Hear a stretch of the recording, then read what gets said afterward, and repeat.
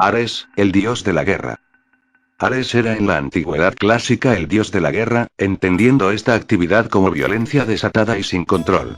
Como tal, es representado como un guerrero fuerte, alto y terrorífico, siempre armado y dispuesto para la batalla, amante de las trifulcas y el derramamiento de sangre. Los griegos no fueron muy devotos seguidores de este dios, al que apenas rindieron culto en algunos santuarios. Los romanos, sin embargo, asimilaron al dios Ares con su propia divinidad de la guerra, Marte, un dios muy popular que estaba en la esencia del carácter romano y que incluso participó en la leyenda de la fundación de Roma como padre de Rómulo y Remo. Nacimiento e infancia. Poco sabemos acerca del nacimiento y la infancia del dios de la guerra. La mayoría de los autores antiguos lo citan como hijo de Zeus y Hera, uno de los escasos frutos legítimos de este matrimonio.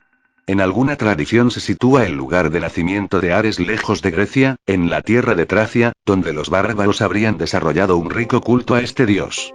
Es probable que los tracios, pueblo belicoso e indómito, rindieran un culto preferente a alguna divinidad guerrera, motivo por el cual los griegos habrían atribuido a esta tierra el haber sido la cuna de este dios. Algunos autores, llevados por estos datos, han afirmado que el origen del Ares griego habría estado en Tracia, y que los griegos se habrían limitado a copiarlo de sus vecinos del norte, siendo esta la causa de que su culto estuviera poco desarrollado en la Hélade. Relaciones y descendencia. La principal relación que involucró al dios Ares tuvo como compañera a la diosa Afrodita. Pese a que ésta estaba casada con el dios Hefesto, asqueada de la fealdad de su esposo, la diosa del amor no tardó en fijarse en el más apuesto dios de la guerra, Ares. De este modo, Afrodita y Ares iniciaron una relación adúltera de la que ningún otro dios tenía conocimiento. Sin embargo, el engaño no duró mucho.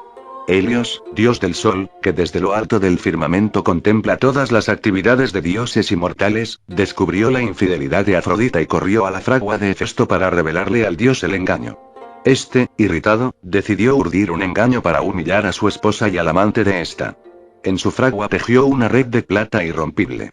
En un momento en el que Ares y Afrodita estaban copulando en el lecho, Hefesto les sorprendió y arrojó sobre ellos la red mágica. Los amantes quedaron atrapados por el artefacto. Hefesto, para humillarles y dejar patente la traición de su esposa, llamó a todos los dioses para que contemplaran sus cuerpos desnudos entrelazados. Afrodita, avergonzada, suplicó a su esposo que la liberara, prometiendo romper su relación con Ares.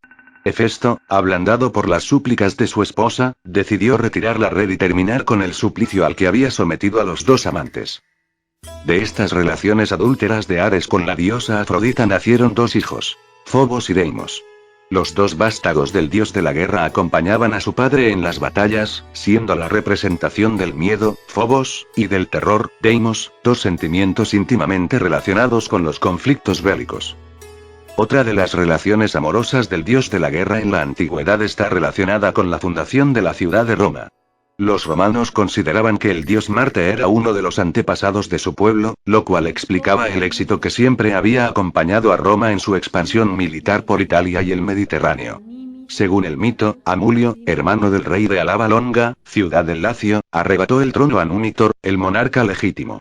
Para evitar que la estirpe de su hermano se perpetuara, Amulio forzó a la única hija de su hermano, Rea Silvia, a que ingresara en el colegio de las Vestales, grupo de sacerdotisas consagradas a la diosa Vesta que entre sus muchas obligaciones contaban con la de permanecer vírgenes hasta la muerte. Sin embargo, el dios Marte se enamoró de la joven Rea Silvia y, tras seducirla, la dejó embarazada de una pareja de gemelos.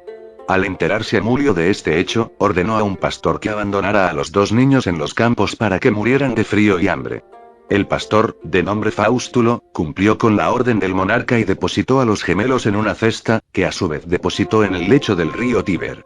La cesta fue arrastrada por la corriente hasta que encalló en un lugar cercano a la guarida de una loba. El animal, atraído por el llanto de los niños, se aproximó y, por instinto maternal, decidió aplacar el hambre de los recién nacidos amamantándoles ella misma. El pastor Faustulo, arrepentido de su acción, descendió por el curso del Tíber hasta encontrar la cesta abandonada y a la loba alimentando a las criaturas. Los dos niños recibieron los nombres de Rómulo y Remo, y, tras haber sido criados por Faustulo y su esposa, al llegar a la edad adulta descubrieron su origen regio. Tras matar al rey Amulio y devolver el trono a su abuelo Numitor, Rómulo y Remo decidieron fundar su propia ciudad, a la que pusieron el nombre de Roma. Ares en el ciclo troyano. Durante la guerra de Troya, Ares demostró su carácter impetuoso e irracional, atributos que casan a la perfección con la destrucción gratuita e irreflexiva que patrocinaba a esta divinidad. Aunque en un principio se decantó por una alianza con los griegos, sus amores con Afrodita le llevaron a cambiar de bando para apoyar la causa troyana. En este papel, Ares no dudó en enfrentarse en persona a los héroes aqueos, pese a que Zeus había prohibido que los dioses participaran en los combates para evitar la gran mortandad que su poder podría causar. En ausencia de Aquiles, solo Diomedes, rey de Argos, fue capaz de plantar cara al dios de la guerra. Ayudado por Atenea, su protectora, Diomedes logró herir a Ares con la punta de su lanza, obligando al dios a retirarse al Olimpo para curarse de sus heridas. Durante la Teomaquia, la lucha de los dioses narrada por Homero en la Ilíada, Ares, aliado de los troyanos, se enfrentó con la diosa Atenea, protectora de los griegos. Este combate tuvo especial relevancia, ya que estas divinidades representaban dos maneras de entender la guerra. De forma brutal y desordenada, Ares. De manera estudiada y metódica, Atenea. Pese a la superioridad física de Ares, Atenea terminó por doblegarle, alcanzándole con una piedra y derribándole al suelo. Ámbito de influencia y culto. Los cultos específicamente dedicados al dios Ares fueron muy escasos en la Grecia antigua, hecho que ha motivado alguna teoría según la cual esta divinidad habría sido importada desde otros pueblos, sin llegar a arraigar nunca en las creencias religiosas de los helenos. Solo las ciudades que hicieron de la guerra su modo de vida desarrollaron rituales más cuidados en honor a esta figura divina. En Esparta, por ejemplo, tenemos constancia de que se rendía culto a una estatua de este dios en la que se le representaba encadenado, como muestra de que el espíritu de la guerra tenía su residencia en esta polis de forma permanente. En honor a Ares se hacían sacrificios antes de la batalla.